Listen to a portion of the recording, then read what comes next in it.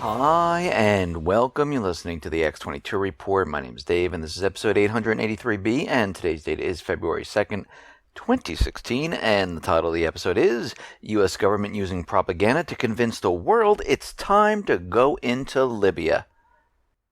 Now, before I get started, I just want to make an announcement. Tomorrow, Wednesday, in the morning, I'll be uploading an interview with Rob Kirby. We talk about the shadow government. We talk about the collapsing economy.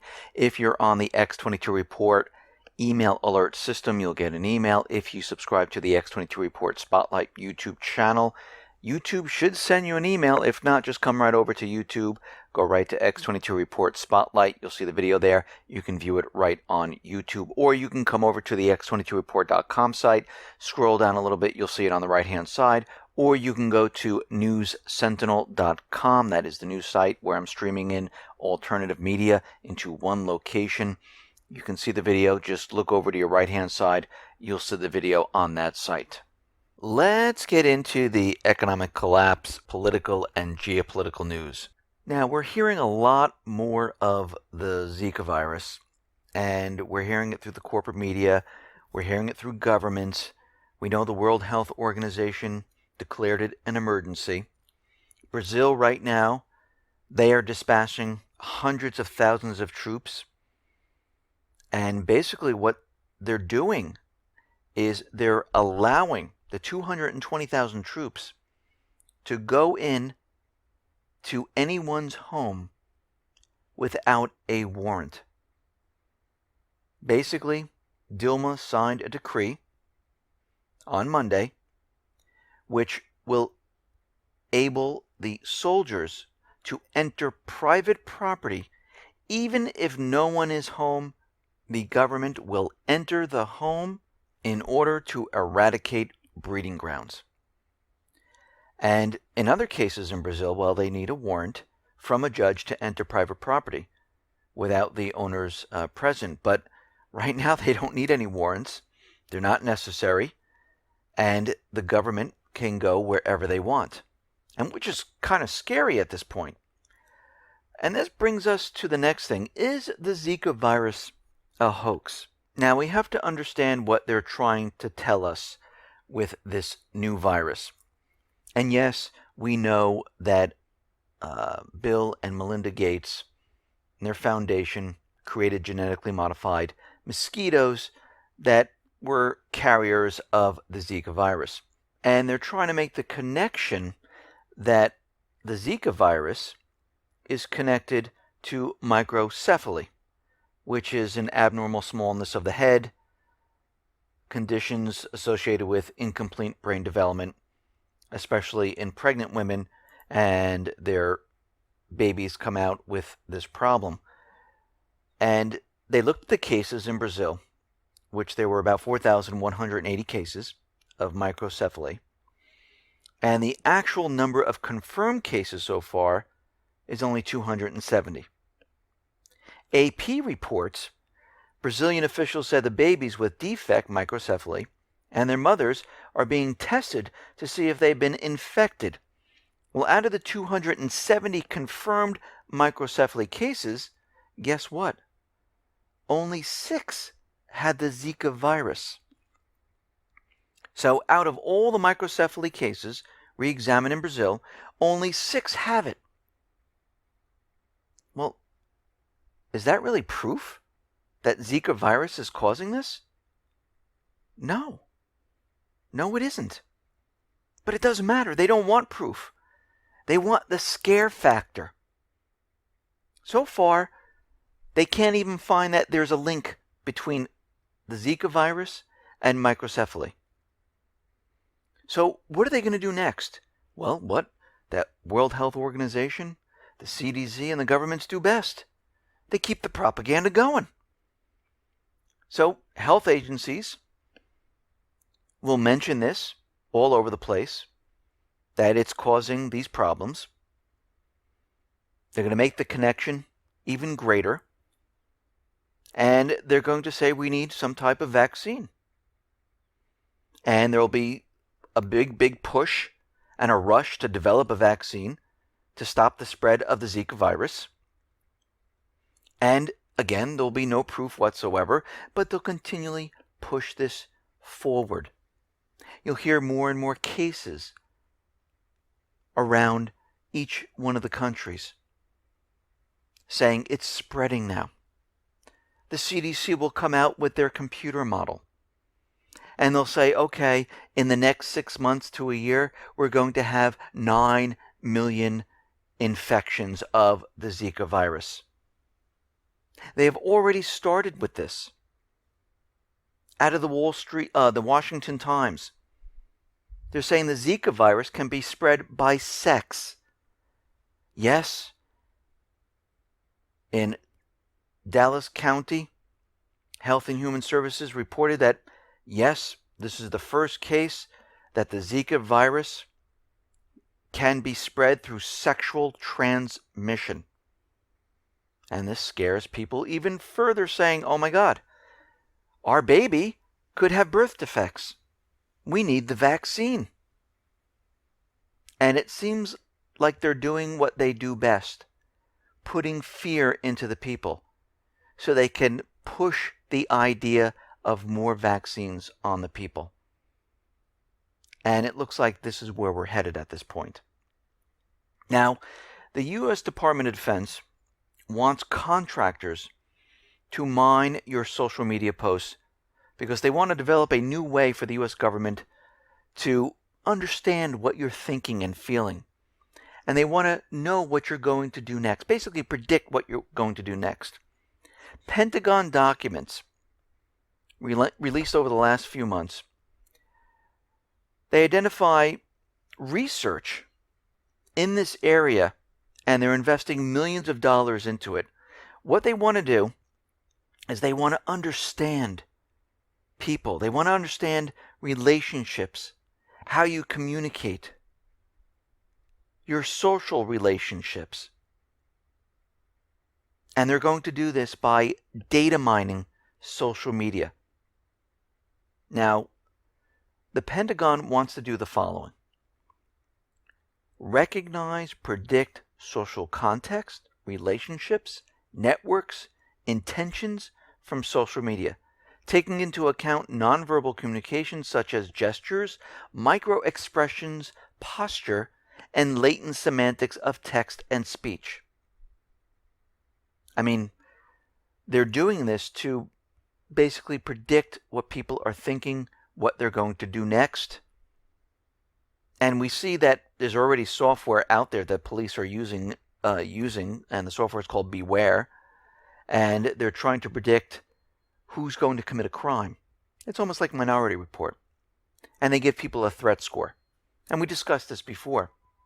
But the question is, why is the Pentagon doing this? And when you look through their papers, the biggest concern they have is the risk of social crisis, civil unrest, and collapse both home and abroad.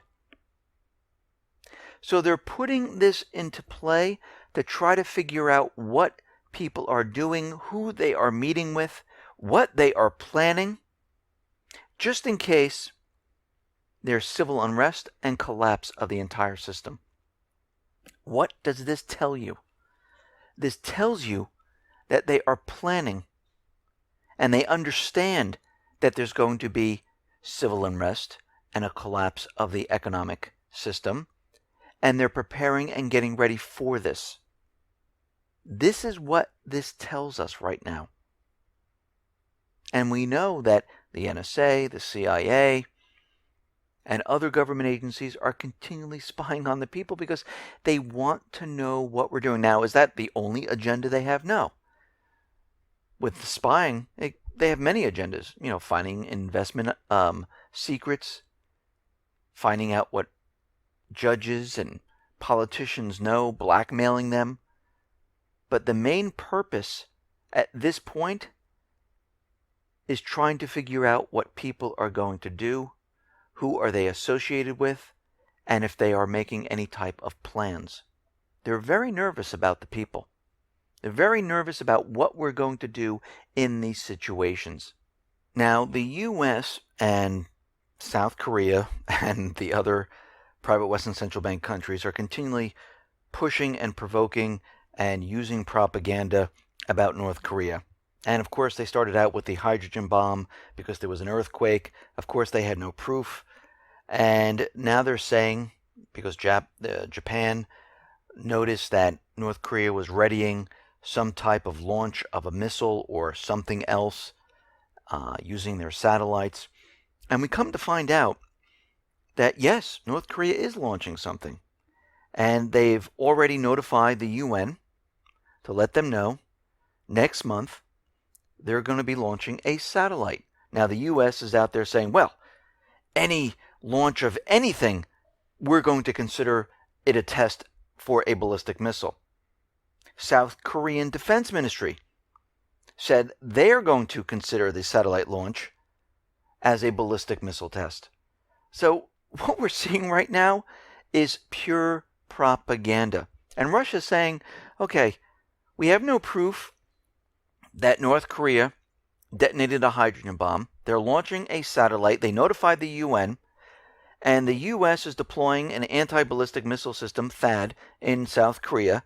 And they're saying this will not help solve the nuclear problem in the North. And it won't. They said, why don't we have diplomatic discussions with North Korea? But the United States government doesn't want this. They want to continually provoke. They want to use propaganda to convince everyone that North Korea is using nuclear weapons, creating ballistic missile systems, because this feeds into their war agenda. The U.S. Treasury right now is adding another 5 Russians to its list for sanctions. Russia may officially recognize Turkey as an accomplice of terrorism. And we can see right now that the United States should be listed, UK should be listed, Saudi Arabia should be listed, and yes, Turkey should be listed, and many other countries should be listed as helping terrorism throughout the world. Now, because of Russian aggression, and we know that the U.S. Treasury is placing more sanctions on Russia, the Obama administration wants to quadruple defense spending in Europe. Right now, the defense spending in Europe is at $800 million, and they want to bring it up to $3.4 billion for the European Reassurance Initiative. What are they doing? They are preparing for war. Out in Iraq, we understand that we have boots on the ground. Carter is saying, well, we only have 3,700 U.S. boots on the ground in Iraq. We know this number is much, much higher, but let's use 3,700. I mean, some of the corporate media is saying it's 4,500. We know covertly we have many more troops in there. But a typical battalion has anywhere between 300 and 800 soldiers. If we go by his figure, there's 3,700. I don't know if this really is boots on the ground. It really sounds like we have an army there now. We see Canada has their warship, HMCS, out in Turkish waters to participate in NATO measures in Central and Eastern Europe. And we can see that all the private West and Central Bank countries, they're bringing in their military assets. They're bringing in troops. Of course, this is under the cover of these are drills, we're helping out. But this has nothing to do with this. This has to do with going to war. Getting ready to invade another country. Right now, the United States and Italy warned Tuesday that the Islamic State group, they're expanding. And they're threatening to seize Libya and launch attacks in Western countries. So representatives from 23 countries of the U.S.-led coalition are gathering in Rome to assess a renewed effort to what? Invade Libya. This is exactly what's happening right now. Now, the U.S. is trying to use propaganda to convince everyone of the reasons why we need to go back into Libya.